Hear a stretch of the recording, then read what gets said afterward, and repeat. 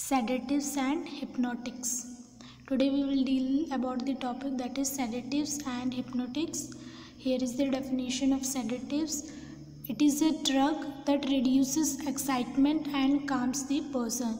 तो जो sedatives है ये वो ड्रग्स है जो पर्सन के अंदर जो एक्साइटमेंट रहता है उसको रिड्यूस करता है और पर्सन को शांत करता है, that is calms the person.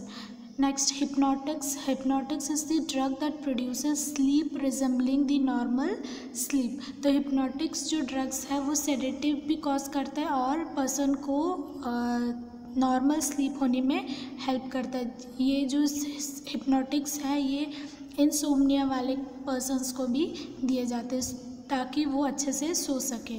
तो सेडेटिव्स जो है वो it reduces the excitement and makes the person calm and hypnotics are the drugs which helps the person to sleep in a normal sleep. So third point is the sedatives and hypnotics are more or less general central nervous system depressant with what differing time, action and dose action relationship. Those with quicker onset, shortened duration and steeper dose response curve are preferred as hypnotics, while more slowly acting drugs with flatter dose response curves are employed as sedatives. तो ये जो drugs है sedatives and hypnotics. Sedatives main किस चीज़ के लिए दिया जाता है ताकि पर्सन में जो अगर वो ओवर एक्साइटमेंट कर रहे हो, ओवर रिएक्ट कर रहे हैं तो वो उसको रिड्यूस करने के लिए एक्साइटमेंट ओवर एक्साइटमेंट को रिड्यूस करके पर्सन को शांत करने के लिए सेडेटिव्स दिया जाता है. और जो हिप्नोटिक्स क्यों देते हैं, हिप्नोटिक्स जो है पर्सन को आराम देने के लिए प्लस पर्सन जो है वो आराम से सो सके, तो हिप्नोटिक्स उस चीज़ के लिए दिया जाता है. तो ये दोनों जो है वो डोज एक्शन रिलेशनशिप के अकॉर्डिंग रहता है. आप जो जितना डोज दोगे आपको रिजल्ट भी उतना ही मिलेगा. It depends upon action depends upon the dose which you prefer to give to the person. Next, here are some classifications of hypnotics and sedatives. First is barbiturates, second is benzodiazepines, and third is newer non-benzodiazepine hypnotics. The first barbiturates के अंदर it is subdivided into three: long acting, short acting and ultra short acting. Under long acting is phenobarbital, pentobarbital. Under short acting is butobarbital, methotrexate and ultra short acting is thiopentone. Second is benzodiazepines. Under that it is also subdivided into hypnotic, anti-anxiety and anti-convulsant. Hypnotics: diazepam, florazepam, nitrazepam, alprazolam, temazepam and triazolam. Next, anti-anxiety: diazepam, chlordiazepam, oxazepam, lorazepam and alprazolam. Anti-convulsant drugs: diazepam, lorazepam, clonazepam and clobazam. Newer benzodiazepine hypnotics के अंदर 3 drugs है, that is zopiclone, zolpidem and zalipilone. Here is the curve which shows the drug A barbiturates and drug B benzodiazepines. So red color you can see that is drug A barbiturate drugs and जो benzodiazepines जो curve form में दिया है drug B वो है benzodiazepines drugs. तो ये central nervous system effect है, तो ये डायरेक्टली जो बार्बिचुरेट ड्रग्स है ये डायरेक्टली सेंट्रल नर्वस सिस्टम पे अफेक्ट कर सकता है. तो ये अगर आप हाई अमाउंट में दे रहे हो या फिर हाई डोज में दिया जाता है तो पर्सन कोमा या डेथ के स्टेज में रहता है. इसीलिए देखो ड्रग ये जो है वो कर्व फॉर्म में नहीं है, straight it leads two comma stage. And अगर बेंजोडाइजेपाइन्स जो है अगर वो इंक्रीजिंग अमाउंट में आप दे रहे हो तो ये अनेस्थेशिया के में जा सकता है. पेशेंट धीरे धीरे जो है वो अनकॉन्शियस स्टेट में चला जाता है. Next we will see the barbiturates. Barbiturates के अंदर क्लासिफिकेशन पहले भी देखे थे, that is long acting, which is long acting जो कि बहुत ज़्यादा देर के लिए या फिर बहुत ज़्यादा टाइम ये वर्क करता है, that is 24 to 28 hours, that is phenobarbital. And intermediate is 8 to 24 hours, that is amylobarbital. And short acting is 3 to 8 hours. Under that is pentobarbital, secobarbital and amobarbital. Ultra acting is 25 minutes, thiopentone, methohexitone. तो this slides, तो ये slide में आप देख सकते हो कि 4 classifications है, long acting, intermediate acting and short acting, ultra short acting. तो लॉन्ग एक्टिंग जो है वो लॉन्ग एक्शन है, इसलिए इसको 24 to 28 आवर्स ये वर्क करता है। इंटरमीडिएट जो है 8 to 24 आवर्स वर्क करेगा। शॉर्ट एक्टिंग जो है 3 to 8 hours and ultra short is only for 25 minutes. Here is the mechanism of action of barbiturates. Facilitation of GABA action on the brain. तो facilitation means होता है कि make easy और easier, तो और ज़्यादा इजी हो सके या फिर ईजियर कर सके। तो जो गाबा का एक्शन जो ब्रेन में है वो और इजी करने के लिए या फिर सेडेशन प्रोवाइड करने के लिए ये ज़्यादा इजी है बार्बिचुरेट्स। तो barbiturates bind at the beta subunit of GABA A receptor and increase the duration of GABA gated channel opening, but in large dose they can directly activating chloride channels.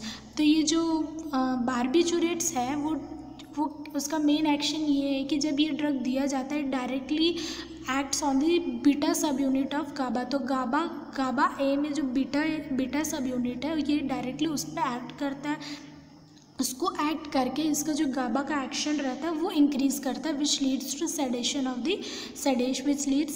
On the patient. अगर ये आप high dose में दे दोगे तो ये chloride channels जो रहता है वो भी ओपन होने के चांसेस रहते हैं।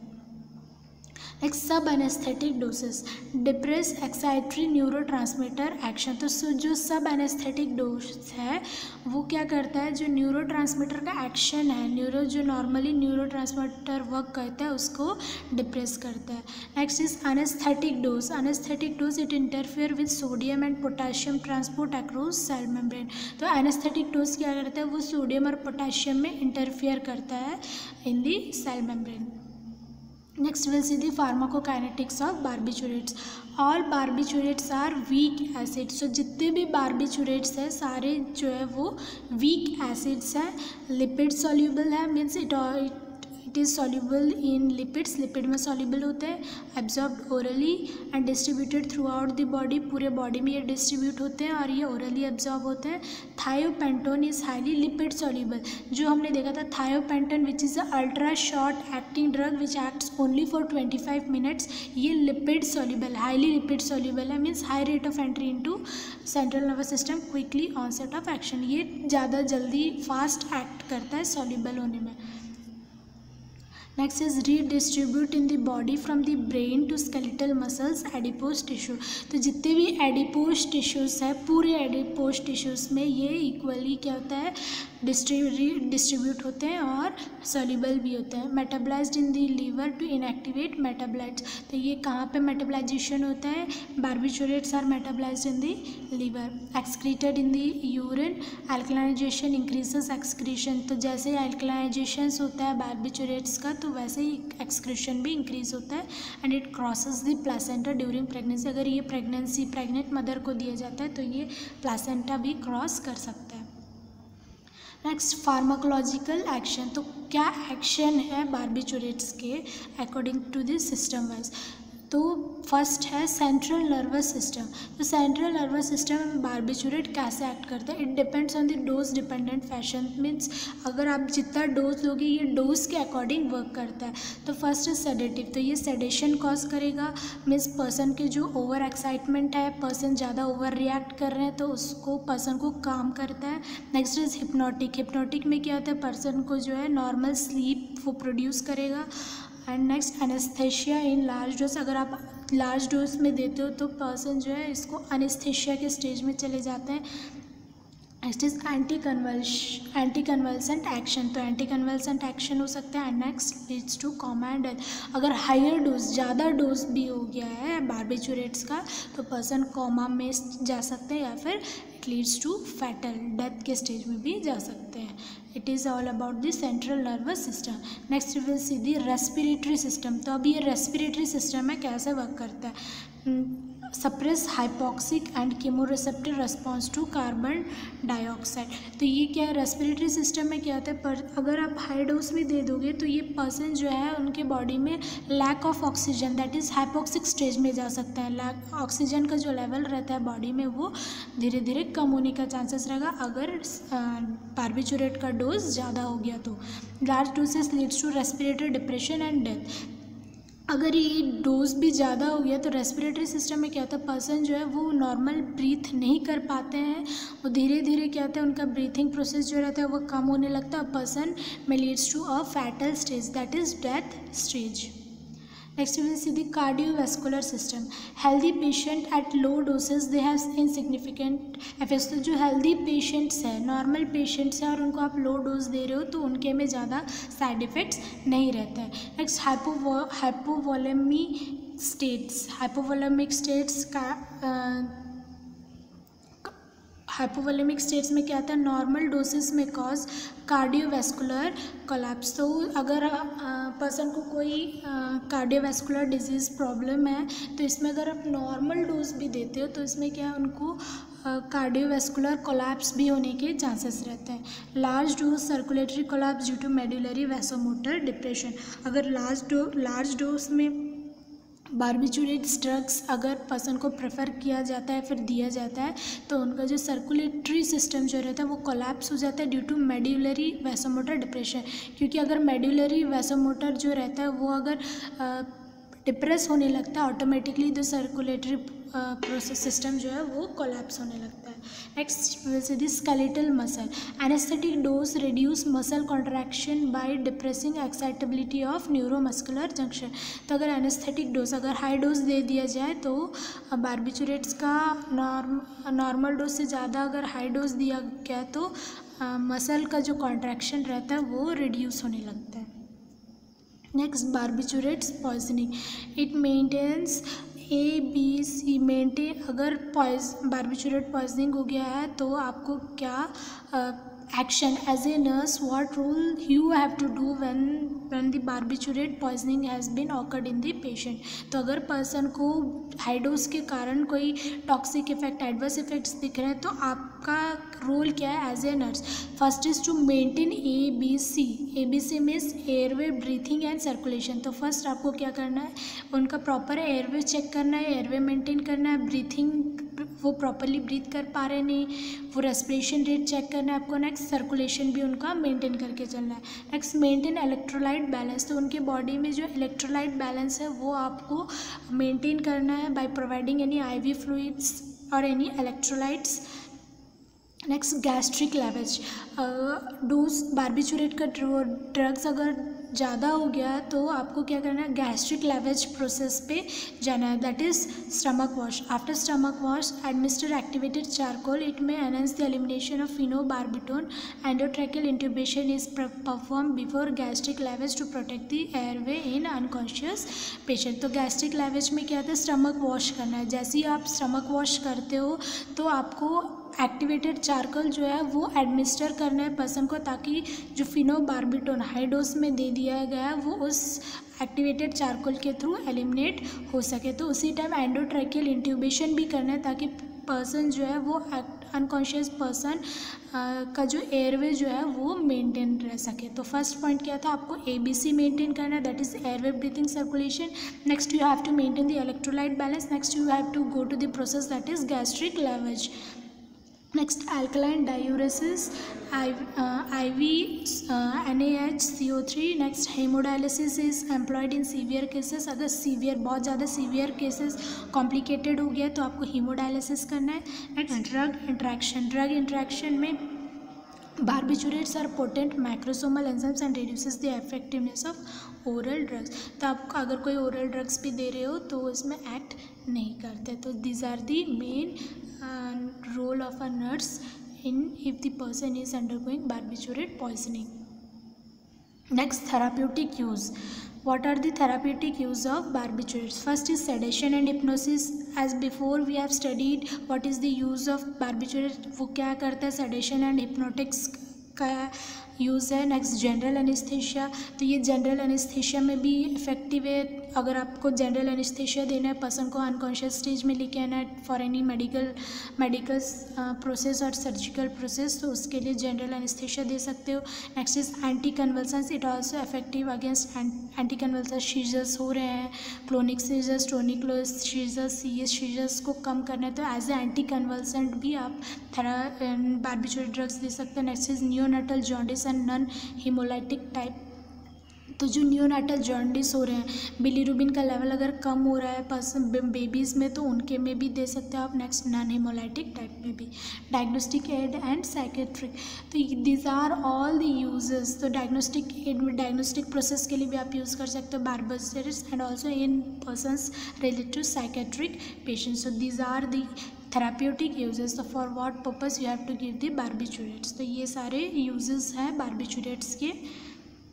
Next, adverse effects. Common side effects are drowsiness, confusion, headache, ataxia. Ataxia means the loss of full control of body movements. Body movements पे खुद का कंट्रोल जब नहीं रहता है, that condition is known as ataxia. Hypotension and respiratory depression. तो these are the common side effects. Hangover, residual sedation after awakening. Hangover होने का चांसेस रहता है. These are the adverse effect. Tolerance, withdrawal symptoms, precipitation of acute attack of porphyria. Porphyria क्या है? It is a hereditary disease of abnormal metabolization of blood. तो ये एक hereditary disease है जो कि ब्लड का जो मेटाबलाइजेशन नहीं हो पाता है, नॉर्मल मेटाबलाइजेशन, तो पॉर्फिरिया कहा जाता है उसको. तो ये सारे एडवर्स इफेक्ट्स हैं. Next is allergic reaction. तो these are the adverse effects. Next toxicity. Toxicity जैसे हो सकता है drowsiness, restlessness, hallucinations, hypotension, respiratory depression, convulsions, cardiovascular collapse, coma and death. So these are the adverse effects of barbiturates. Next is the benzodiazepines. Benzodiazepines का mechanism of action. Benzodiazepines act very selectively on GABA receptor which mediate the fast inhibitory synaptic response produced by activity in GABAergic neurons. तो बेंजोडायज़ेपाइंस भी जो है वो same act करता है जैसे आपने बार्बिटुरेट्स के मैकेनिज्म ऑफ एक्शन में देखा था. गाबा बीटा सब यूनिट में ये एक्ट करता था गाबा में जाके, उसके बाद it leads the person to a sedation and hypnotic stage. तो वैसे ही बेंजोडायज़ेपाइंस भी एक्ट करते हैं. सो ये भी स्लाइड वही है, सेम है जैसे आप बार्बिटुरेट्स पढ़े हैं वैसे ही. It also regulates the receptors. It acts on the GABA binding site. तो वैसे ही जैसे आपने बार्बिटुरेट्स में देखा था कि बीटा सब यूनिट में एक्ट करता था गाबा में, वैसे ही बेंजोडायज़ेपाइंस भी एक्ट करते हैं. Next is pharmacokinetics of benzodiazepines. Most of them are well absorbed orally. तो बेंजोडायज़ेपाइंस जो है वो ओरली वेल एब्जॉर्ब्ड है, रैपिड एब्जॉर्प्शन है. Next is slow absorption. Rapid absorption means fast absorption के अंदर कुछ ड्रग्स है, that is triazolam, alprazolam, diazepam, clorazepate. And slow absorption में lorazepam and oxazepam, temazepam. Next clorazepate is a prodrug converted by acid hydrolysis in stomach to form नॉरडायाजेपाम. तो जो clorazepate drug है वो acid hydrolysis means break down, तो ये start to form नॉरडायाजेपाम. तो stomach में hydrolysis होता है, कौन सा drug? Clorazepate is transferred into नॉरडायाजेपाम.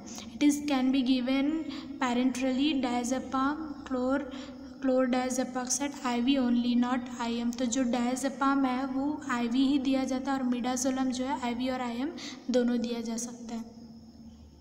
Next benzodiazepines are lipid soluble and widely distributed.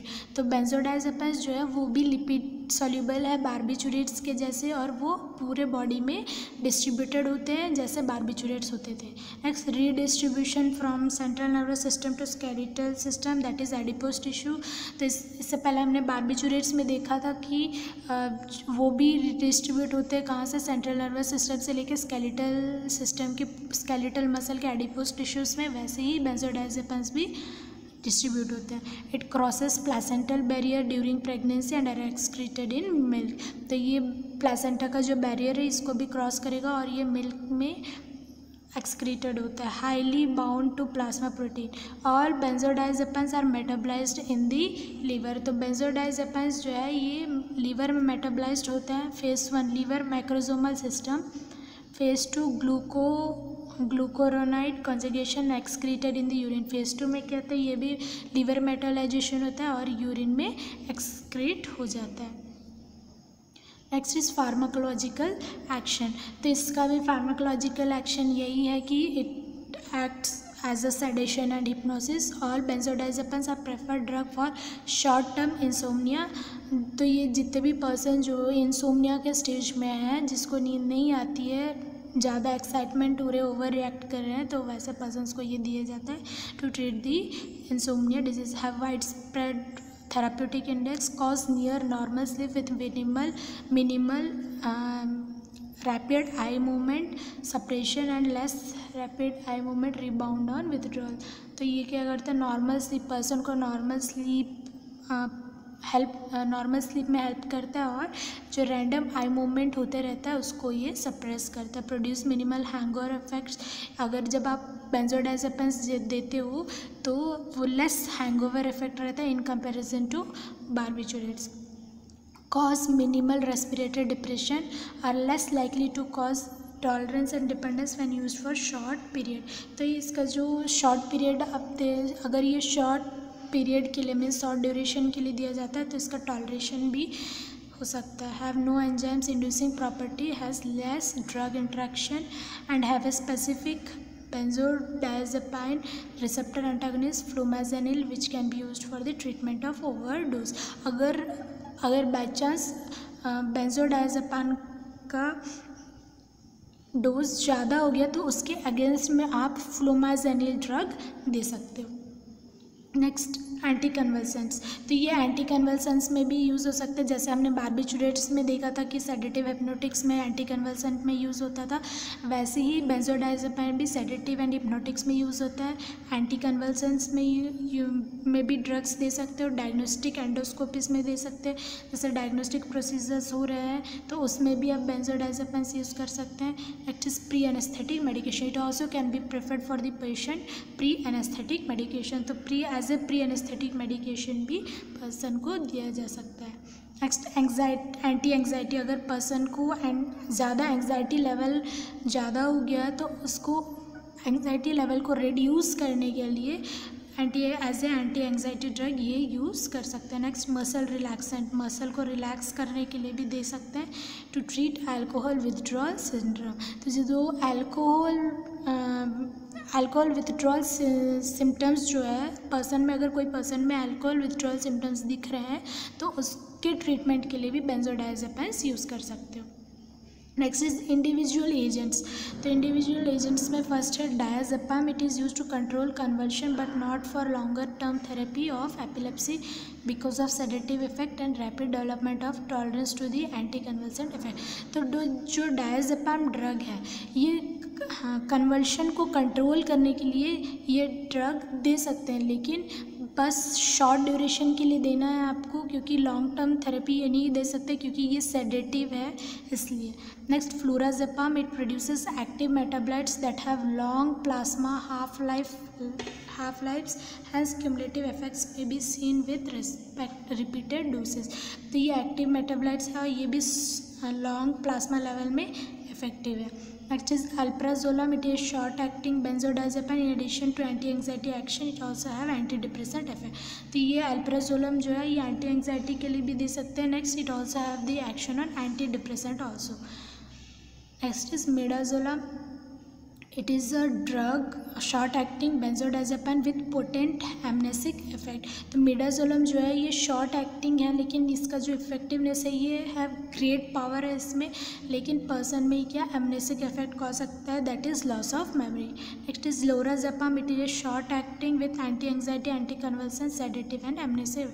Lorazepam भी जो है वो एंटी एंग्जाइटी के लिए दे सकते हैं, एंटी कन्वल्सेंट के लिए भी दे सकते हैं, सेडेटिव के लिए भी दे सकते हैं और एमनेसिक इफेक्ट में भी दे सकते हैं। Next is adverse effects. इसके कुछ एडवर्स इफेक्ट्स है, वो है drowsiness, confusion, blurred vision, amnesia, disorientation, tolerance and dependence.